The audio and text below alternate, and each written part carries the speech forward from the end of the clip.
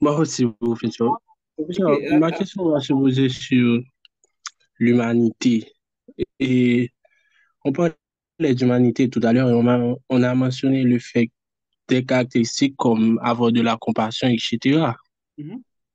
Mais dans un cas je dirais qu'il y a des gens qui, en ayant de la compassion pour quelqu'un, va commettre un crime. Est-ce que dans ce cas, on peut parler que cette personne a de l'humanité? Ou du moins, si on parle de l'humanité, c'est envers qui? Tu sais bien, j'adore tellement ta question, donc c'est ça l'affaire. En fait, Bertin, si tu te rappelles, tout au long du cours, ce que j'avais dit que euh, il y a quelque chose qui est intéressant quand on parle d'humain, quand on parle de l'homme, de la femme, des humains, c'est ce qu'on appelle l'intersubjectivité.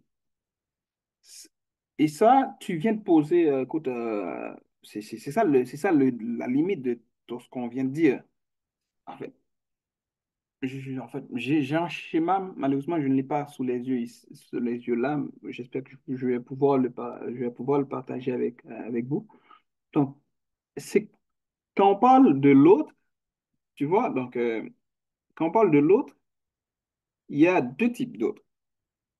C'est-à-dire, quand on parle, il y a le soi et il y a l'autre, dans ce qu'on appelle le rapport à l'altérité. Dans le soi et l'autre, il y a deux autres. Il y a un autre qu'on appelle prochain, d'accord? Il y a un autre qu'on appelle, on ne le cite pas souvent, mais c'est vrai, qu'on appelle lointain, d'accord?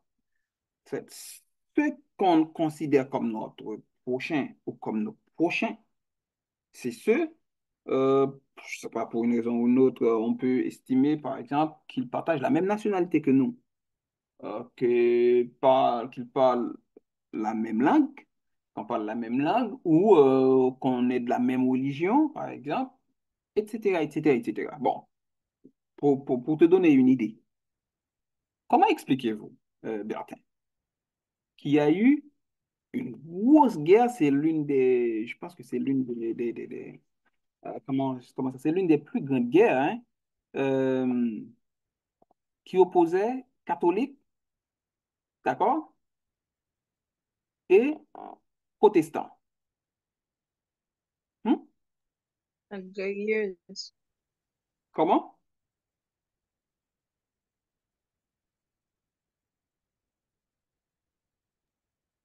La guerre de 30 ans? Oui. Oui, oui, oui, mais qui opposait les catholiques et les protestants. Bon, et une guerre qui a fait tellement de morts. Écoute, comment vous pouvez l'expliquer? C'est-à-dire, les catholiques sont des chrétiens, on est d'accord? Écoute, il n'y a pas plus chrétien qu'un catholique, d'ailleurs, c'est eux qui ont fondé le christianisme. Les catholiques sont des chrétiens. Les protestants sont des chrétiens, il n'y a pas plus chrétien qu'un protestant, parce que c'est les protestants qui ont, je dirais, réhabilité le christianisme. C'est-à-dire, comment vous expliquez que ces deux groupes-là, écoute, ils s'entretuent. C'est juste pour te donner raison, Bertin. C'est-à-dire, l'individu est un être complexe.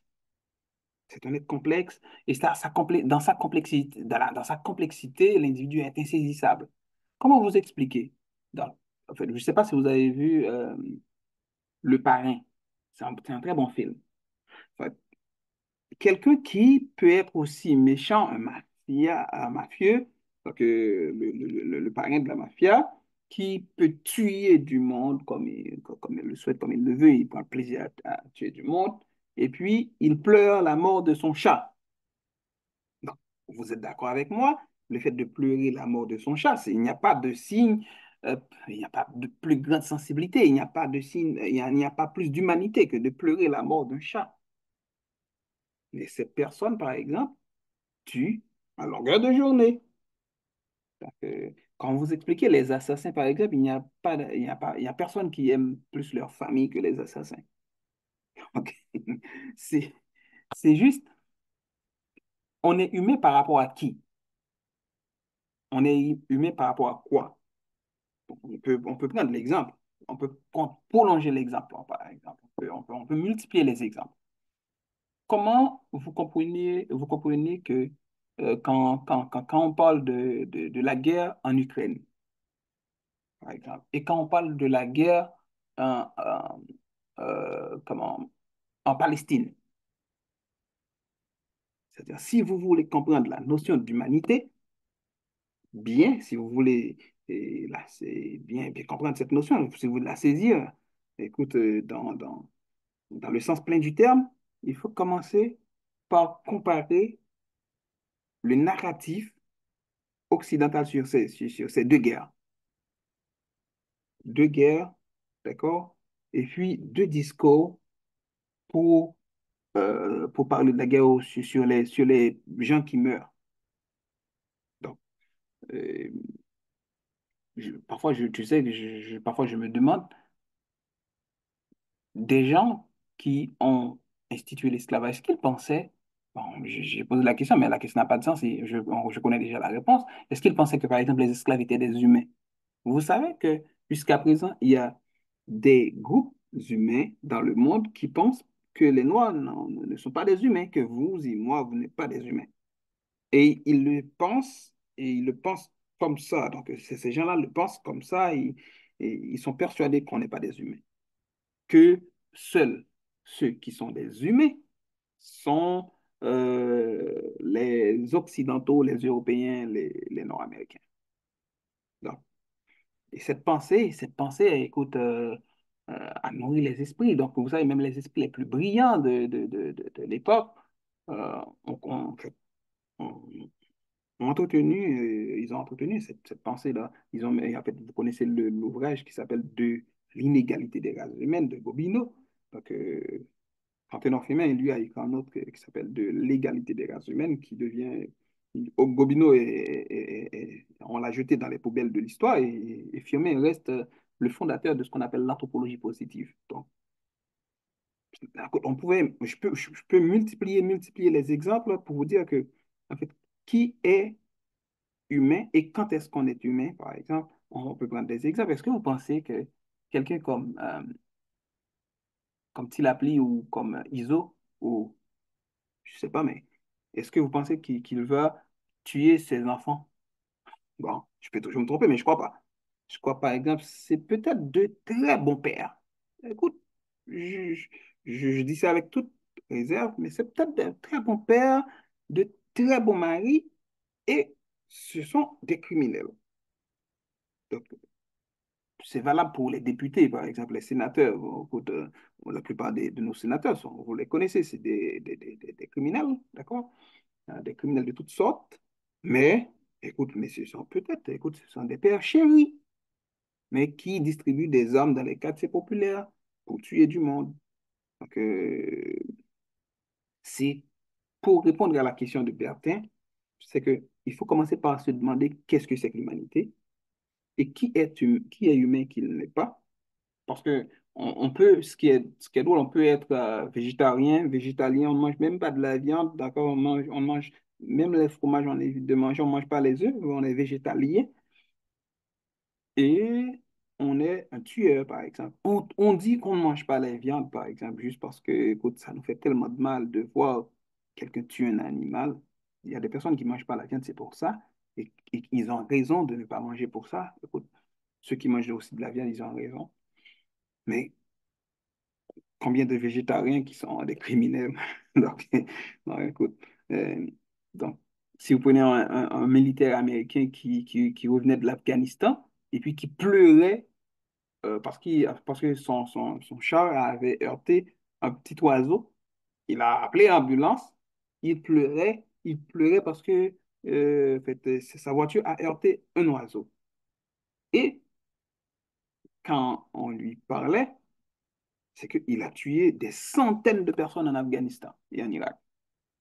Donc, c'est juste pour vous dire, pour vous montrer la complexité. Mais il était sincère en pleurant pour le petit animal. Il a même appelé l'ambulance. Qu'est-ce que c'est que la nature humaine? Comment peut-on pleurer pour un animal et on tue, en fait, ses semblables? On tue du monde, en fait, pendant la journée et le soir, on est allé coucher avec ses enfants, sa femme et on caresse ses enfants, tu vois, on donne de l'amour à ses enfants, mais on tue. C'est juste pour vous dire, c'est quand même très, très, très, très complexe. En fait, si vous tuez un chien à éviter l'homme, vous allez comprendre ce que je dis.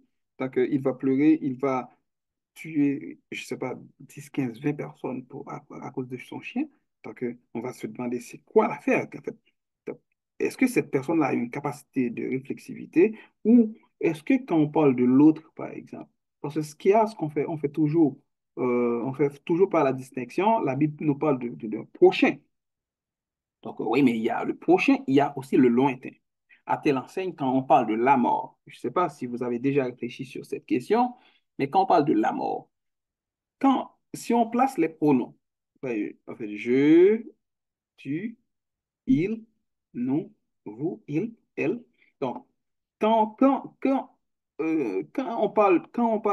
on dit il, d'accord, il, elle, est par exemple, il meurt, donc, OK, donc ça nous inquiète moins. Donc, vous, un peu moins. Nous, ça nous concerne, mais on sait que si on, tu vois, mais quand ça rapproche du jeu, ça commence à être inquiétant. Quand c'est le tu, c'est-à-dire, c'est pas le vous. D'accord? Le vous, c'est quelqu'un qu'on ne connaît pas. Et le tu, d'accord? C'est-à-dire, le jeu des pronoms dans la mort nous permet de comprendre que notre humanité, c'est quelque chose quand même de liquide. On va dire que c'est pas fixe, c'est pas fixe du tout là. C'est mouvant. On peut être, je dirais, on peut pleurer pour un, un être qui était minable et on tue des gens de bien, par exemple. Au nom de quoi, par exemple, que la vie d'un Américain vaut mieux, par exemple, que la vie d'un Haïtien? Bon, OK, mais vous êtes d'accord que tel que le monde est façonné aujourd'hui, c'est ça? Donc, au nom de quoi la vie d'un un Haïtien ne vaut rien? Pourquoi, par exemple, quand on parle de la vie d'un Canadien, ça inquiète tout le monde, ça inquiète tout le monde, tout le monde, tout le monde. On prend ça très au sérieux, la vie d'un Canadien. Et quand on parle de toute une population, par exemple, qui a laissé leur domicile, ça ne dit rien à personne. Moi, c'est juste, j'essaie de comprendre, de comprendre. C'est-à-dire, est-ce qu'il y a une vie qui vaut mieux qu'une autre? Mais si il y a une vie qui vaut mieux qu'une autre vie, quelle est l'importance de la vie en soi? Qu'est-ce que la vie? Pourquoi la vie d'un être serait corollaire, ok, serait en fait, serait dépendant ou serait, en fait, correspondrait à ce qu'on appelle sa situation sociale. Parce que je suis un Américain, j'ai un passeport américain, ma vie compte mieux qu'un autre, qu'une autre personne. Et si je suis un Américain blanc, ma vie compte encore plus que si j'étais un Américain noir. Donc, si j'étais un Américain jaune, un petit peu moins. Donc, c'est quoi? Pourquoi cette inégalité dans la vie ou dans la conception de la vie? Parce que la vie est quelque chose quand même, pourquoi pas, là. C'est donné à tout le monde de vivre, hein, de vivre, de respirer, d'avoir, on a le droit d'être en paix, par exemple, de vivre sa vie.